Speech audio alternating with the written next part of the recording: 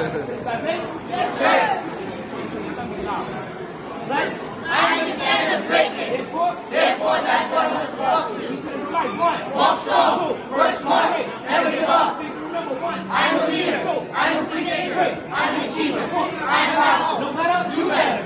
As you want them to do to you. Yes, sir. Hey everybody, and welcome to the World of Inspiration, and I'm truly Chris. And today is a very special episode we're going to be holding today. What I want to do is I want to bring in new talent to this channel. Up until now, what we've done is we've shared a lot of great information. So I want to thank everybody for being with us. I want to thank everybody for what you've seen, staying with us through this entire pandemic situation. I understand things haven't exactly been easy or ideal for a lot of people. There's a lot of restlessness, irritability, and discontent feelings going on from people sitting around too long. So, having said that, there's a great energy exchange coming from physical exercise, and I wanted to bring that aspect into your world today, and I wanted to convey the message of not only how I do it, but with one of the most inspiring figures in my life.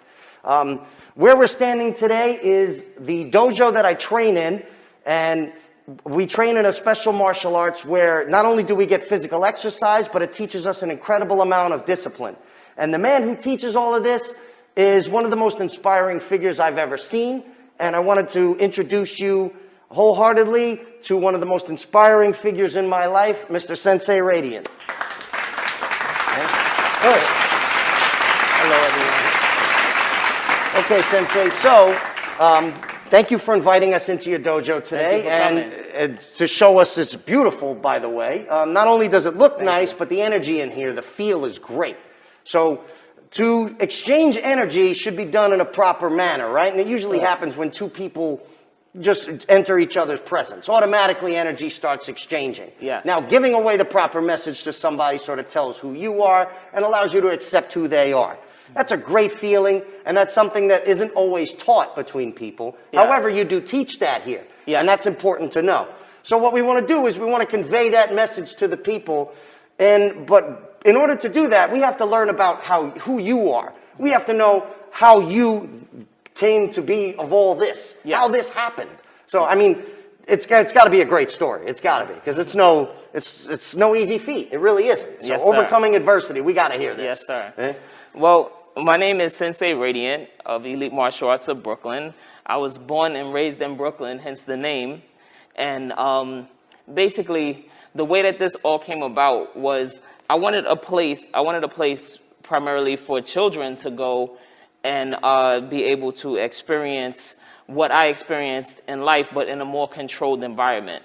And also, you know, I kind of came to find that adults also needed that same experience because some adults didn't have that experience. So anybody that was willing to learn and willing to improve themselves, I just wanted that environment to be there. So I grew up in Flatbush, Brooklyn.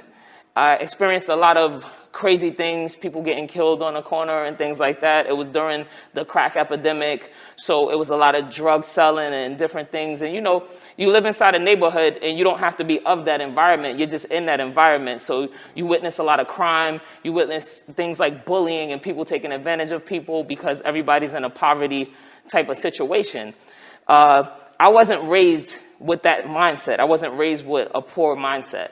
I was always raised with I would say a rich mindset. And when I say rich, I don't want to throw you off and think that it's like a pretentious mindset, but it's a mindset that we say in our oath that I am a leader, I am a free thinker, I am powerful. I was always raised to be powerful.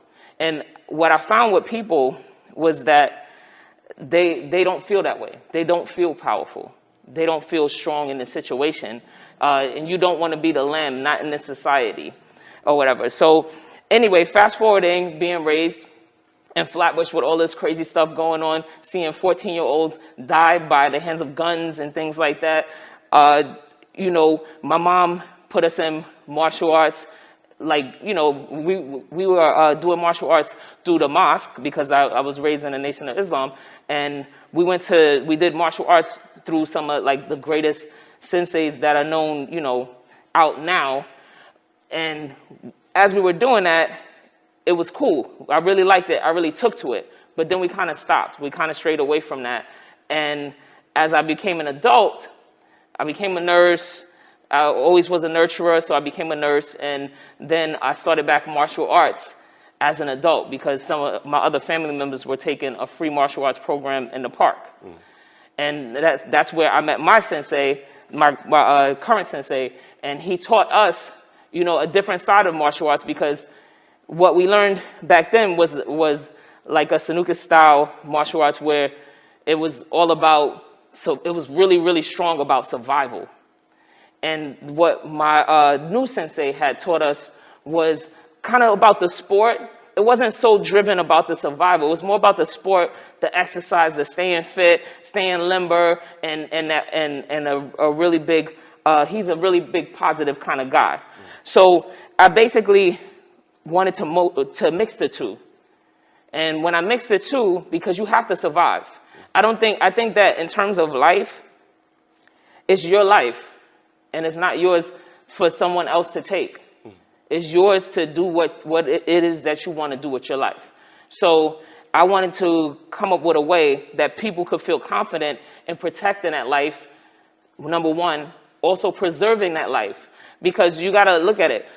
Poor people or people that are not that affluent, they don't have the best health because they don't have the best foods. They don't have the best diet. They don't have the best living habits. So what I was thinking was like, how do I introduce this to them, to people that are like me, but so that they can understand it? Because sometimes if you give somebody, like if you give a baby food that's beyond their scope of what they can eat, they can't digest it. So it's not good for them. It could be the most nutritious food ever, but it's not good for them.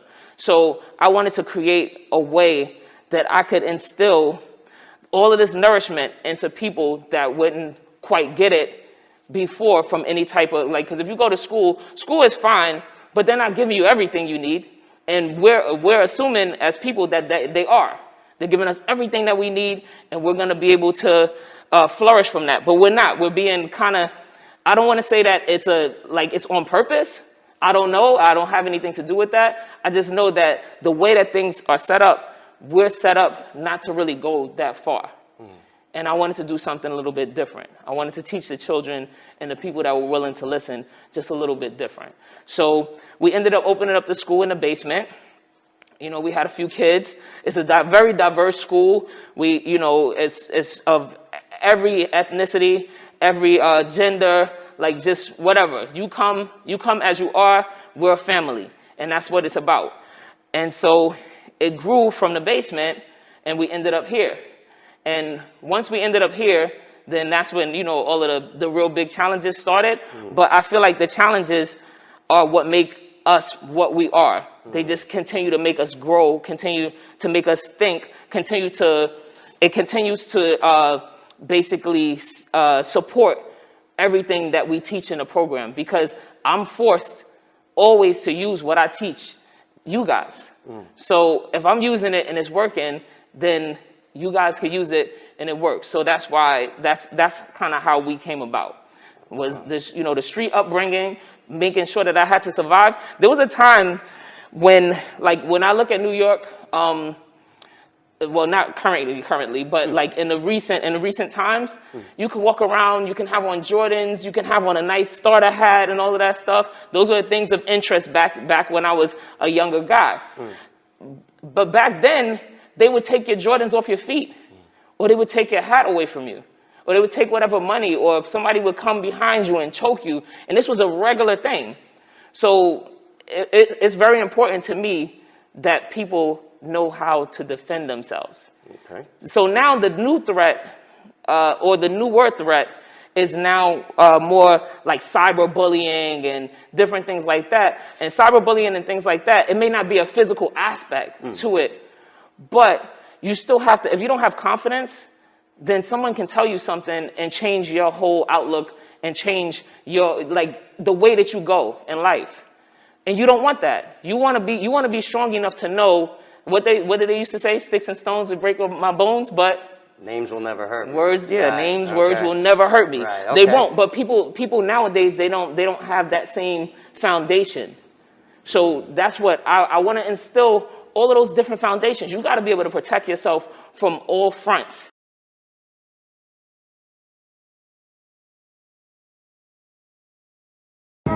Hey, yo,